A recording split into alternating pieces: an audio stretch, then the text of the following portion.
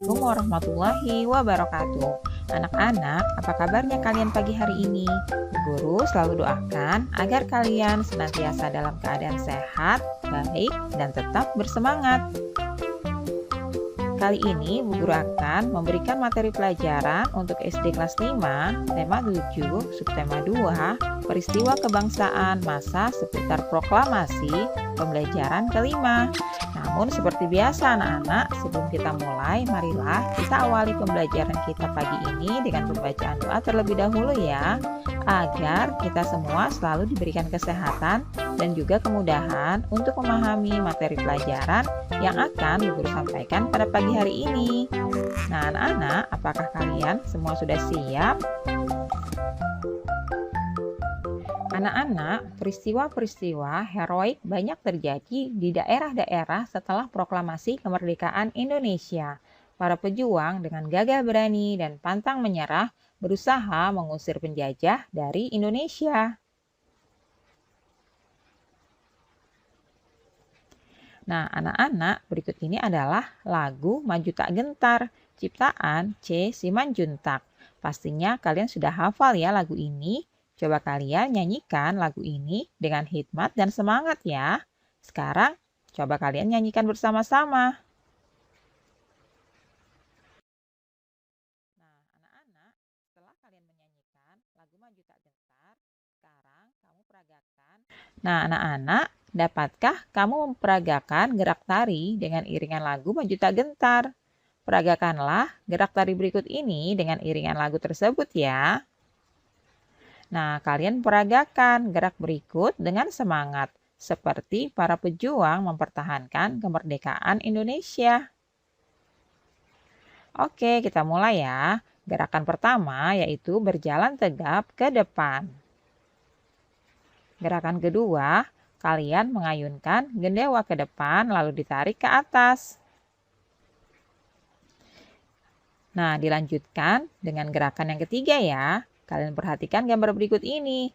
Kalian diminta untuk berlari-lari kecil, pandangan mata ke arah gandewa. Berikutnya, gerakan yang keempat.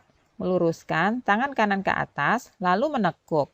Pandangan mata menatap tajam ke depan, lalu kepala menengok ke kanan. Seperti gambar berikut ini ya anak-anak.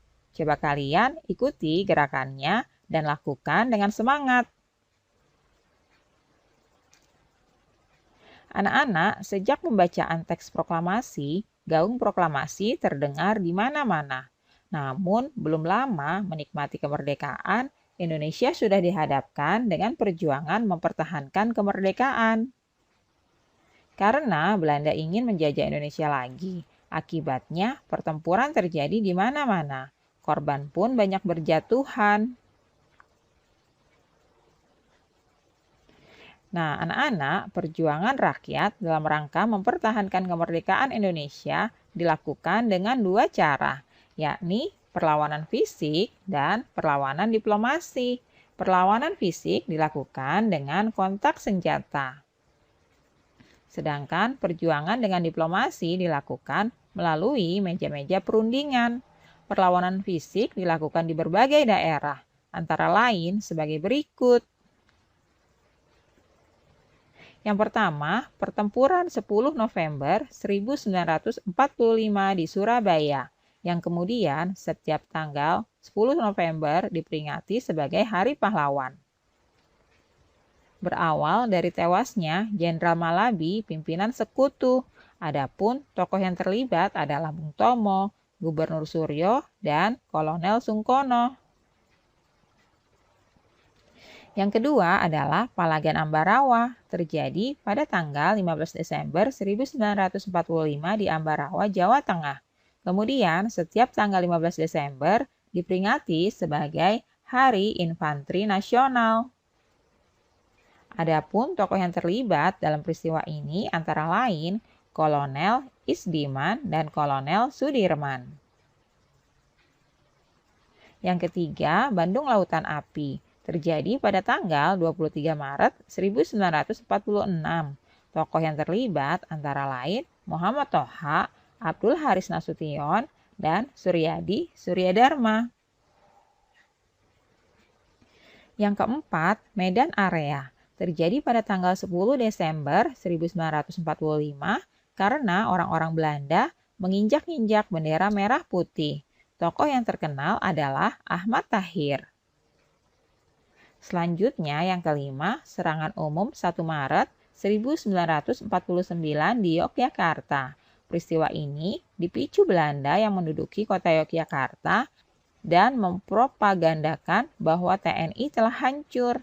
Tokoh yang terlibat antara lain Letkol Soeharto dan Sultan Hamengkubuwono IX.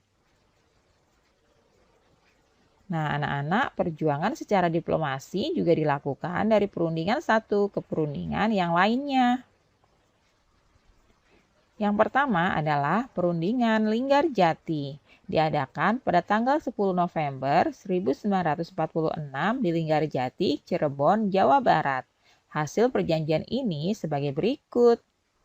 Belanda hanya mengakui kekuasaan Republik Indonesia atas Jawa, Madura, dan Sumatera. Kemudian, negara Indonesia Serikat terdiri dari Negara Republik Indonesia, Negara Indonesia Timur, dan Negara Kalimantan. Hasil yang ketiga adalah negara Indonesia Serikat dan Belanda merupakan satu uni dengan nama Uni Indonesia Belanda yang diketuai oleh Belanda. Namun, Belanda mengingkari perjanjian ini dan melancarkan agresi militer Belanda I pada tanggal 21 Juli 1947. Selanjutnya yang kedua adalah Perjanjian Renville. Perjanjian Renville diadakan pada tanggal 17 Januari 1948. Isi perjanjian ini sebagai berikut. Yang pertama, Belanda hanya mengakui daerah Republik Indonesia atas Jawa Tengah, Yogyakarta, sebagian kecil Jawa Barat, dan Sumatera.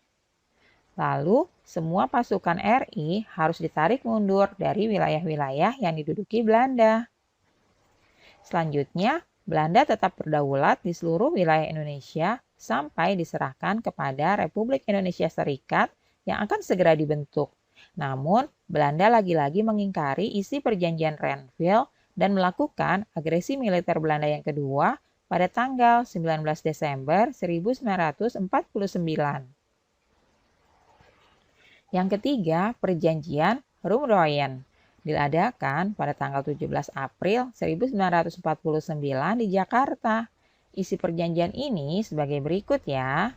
Yang pertama, pemerintah Indonesia dikembalikan ke Yogyakarta. Yang kedua, menghentikan gerakan militer dan mengembalikan para tawanan. Yang ketiga, Republik Indonesia sebagai bagian dari negara Indonesia Serikat. Dan yang keempat, akan segera dilaksanakan konferensi meja bundar.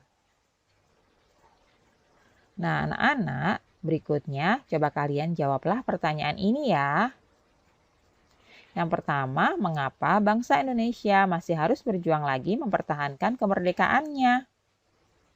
Ya, karena Belanda ingin menjajah kembali bangsa Indonesia, sehingga kita, bangsa Indonesia, berjuang kembali untuk mempertahankan kemerdekaan. Yang kedua, apa yang dimaksud perjuangan fisik dan diplomasi? Nah, seperti yang tadi sudah dijelaskan, bahwa perjuangan fisik adalah perjuangan dengan melakukan kontak senjata, sedangkan perjuangan diplomasi itu dengan melakukan perundingan. Lalu yang ketiga, apa yang melatar belakangi peristiwa pertempuran 10 November di Surabaya? Ya, benar sekali, berawal dari tewasnya Jenderal Malabi, yaitu jenderal dari Sekutu. Nah, berikutnya pertanyaan yang keempat. Apa isi perjanjian Romroyen?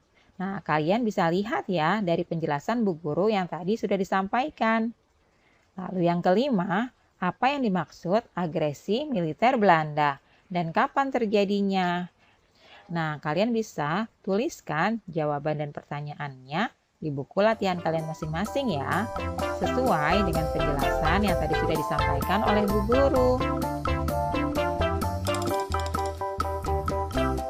Alhamdulillah anak-anak, pembelajaran hari ini sudah selesai. Terima kasih ya sudah menyaksikan video pembelajaran pada pagi hari ini. Sampai jumpa lagi pada video pembelajaran selanjutnya ya.